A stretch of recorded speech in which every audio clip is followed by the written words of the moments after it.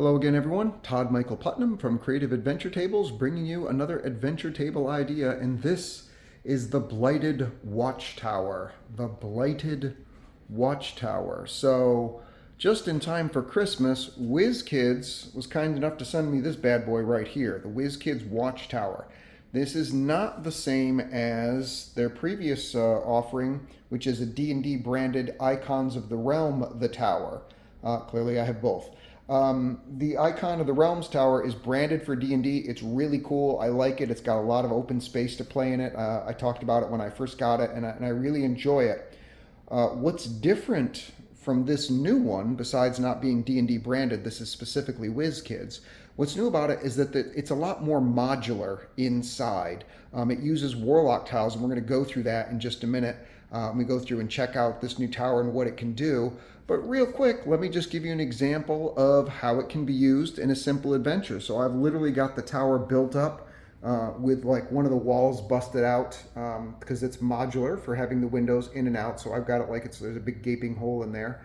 And then I've got some extra pieces floating around on the outside to make it look like it's broken walls and stuff around it. And then of course I've got a forest, a small forest, and a pathway leading to it. So what's going on here in the Blighted Watchtower?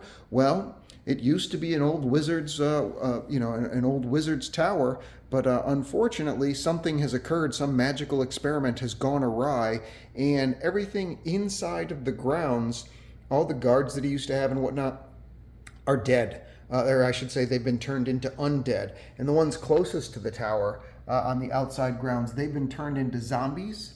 And then the ones just outside of the wall, along with any adventurers who might have tried to show up and figure out what's going on, they've all been turned into skeletons. So you get some low-level undead going on out there.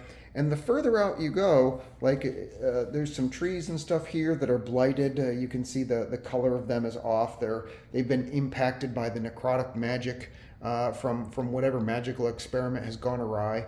But the further out you go, then you see the trees start turning more and more the normal color to give you an idea of something that's going on. Clearly some evil has radiated from the tower itself. So this is a way of just setting the mood.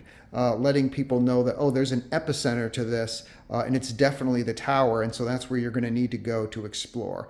And as far as the outside things, you could have smaller critters outside here, like I've got some WizKids undead, they're like panthers, but you could use them as wolves or anything like that. If I zoom in real close, you probably see it a little bit better. You can see it's basically an undead animal.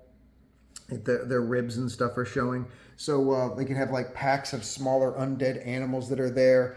They could have people and like maybe a former captain of the guard or something like that, and like a rat or something that have been turned into some kind of sick mutation because of the necrotic power that blasted out from the tower itself.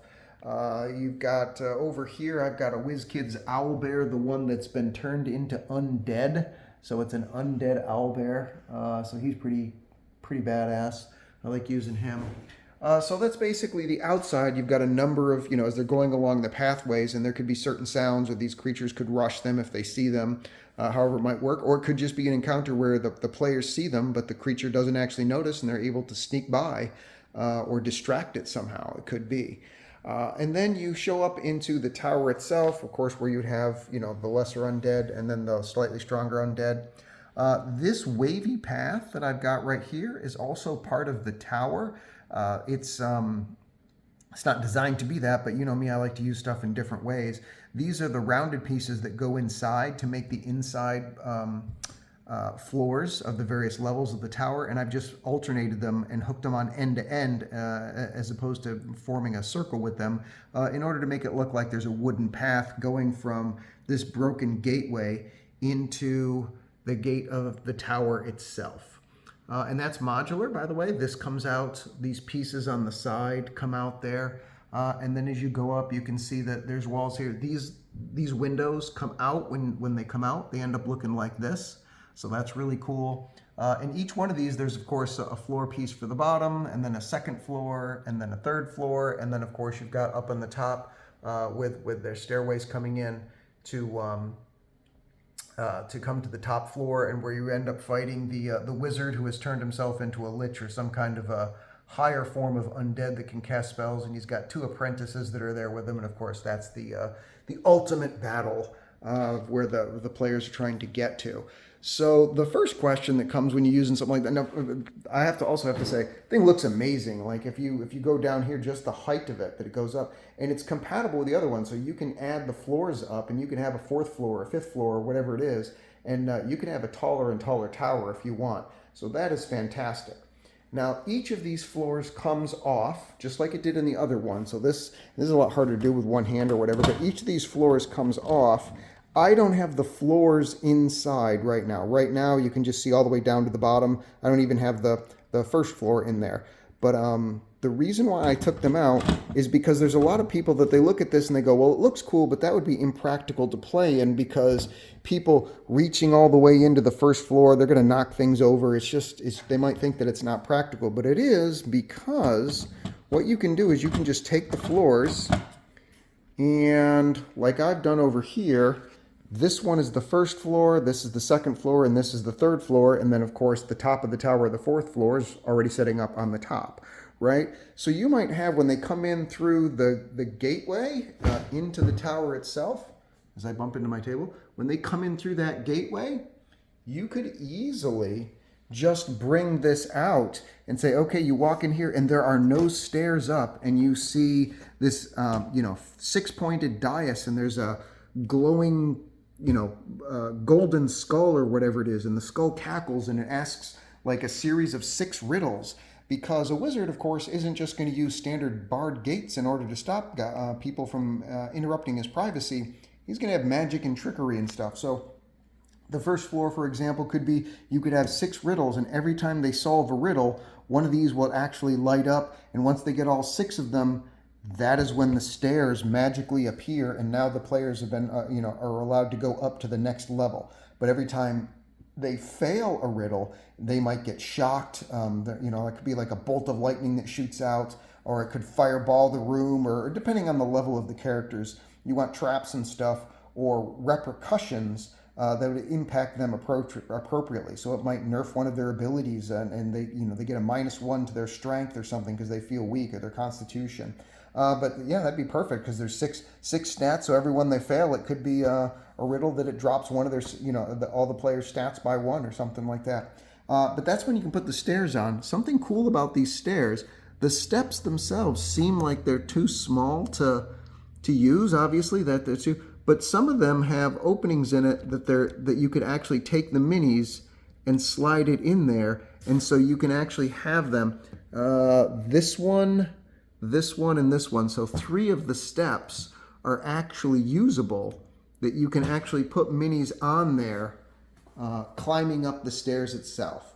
Even though the stairs themselves look like they're too small for the minis to stand on, because they've got a hollow opening in there, it allows you to slide the minis in, the base in, and so you can actually have people going up to 3 characters at a time on the stairs, plus a 4th character on the top, and a 5th character and more down at the bottom. So that's plenty of, it's an ingenious way of making it useful, so that multiple characters can actually be climbing the stairs. So if somebody says they're running up the stairs while combat, let's say you've got a combat thing going on, or a trap or something, you can actually denote that. You can show that on your game by putting the minis in there, and you can see where they are. Are they at 1/3, 2/3, 3/3, or all the way up at the top of the stairs, and basically onto the next floor. So let's say they finish this one, and they go up to the next one, and the next one would be this would be your 3rd floor, because this is your 1st floor, so this is going to be your 2nd floor. This one here, they could have like a tomb of some kind that they open up, or some kind of a treasure chest that they have to unlock. Whatever it is that you want to put in there, you have that experience, and that again can unlock or magically allow the stairs to open up again. And then, say the 3rd floor, it might just have this big lumbering giant abomination Frankenstein type monster up here that the players have to fight before they can go up to the top floor and deal with the wizard themselves. But what you'll also notice, and I'm going to take some of this stuff away here real quick, some of these guys away. You'll notice that the floors themselves, because they're modular, the way that they're built, the way that WizKids crafted it, you can put them together in different ways. For each of these rings, if I open this one up and take it off, it's on one side it's stone, and on the other side it's wood, right? And it's the same for all these, just like the regular, all Warlock floor tiles are built this way. So you have a whole lot of different ways that you can build. Here, the floor is all stone, and then the ring around it is wood. Here, the ring is made out of stone, and the floor itself is made out of wood. And then you can alternate. Oh, this one here, I'm going to have the external side, the external ring wood, internal wood, and then this centerpiece I want it to be stone. So you can make each room have its own character if you want. And again, see, it's inverted on that one. And then this one here, it's all same this way. Each room can have, each floor, I should say, can have its own character because the stones themselves look differently. So that's, the floors themselves can be made to look differently. So that's part of the flexibility that you have, modularity in when you're building your floors out. And again, you just pull them out and you put them on the table this way. That way everybody has easy access. Everybody can see what's going on and whatever you're describing. There's plenty of room to move your minis around and stuff on them. It all works great. If you want to put them inside the actual tower itself, that works too. But for me, I always pull them out and I set them this way, and that way they know which floor they're going on to. However, you can actually easily access it without any issues. Also, the way that the tower works, like I said, all this stuff is modular. These guys here come off, so you can have that, you can make it look like it's broken or fallen off completely or completely missing if you want. Same thing with these windows, as I said before. This piece here also comes out, so you could literally pull this out and you can have this huge broken hole into the base of the tower itself, which is pretty fantastic. You can buy multiple pieces and multiple sets for this, so you could have alternating, this floor here having windows, then another floor that doesn't, and then the next floor up could have windows again if you wanted to build a higher tower. There's all kinds of great stuff that you can do. So it's very, very modular, more so than the Icon of the Realms, the tower, the original one that they built that's D&D branded. They're both great. They're both fantastic. But this one just has a little bit more modularity to it, and I'm really loving it. So that's the example of what you can do of an adventure, the Blighted Watchtower. Hope you guys enjoyed this. Please like and subscribe. This thing is available. I think it's on sale now, or not on sale, but it's available for purchase now. So you can go to shop.wizkids.com and pick up one for yourself. There's all kinds of accessories, and it is compatible with WizKids Warlock tiles. So any of the other tile sets and stuff that you get from them are things that are interchangeable that you can use to help customize this setup.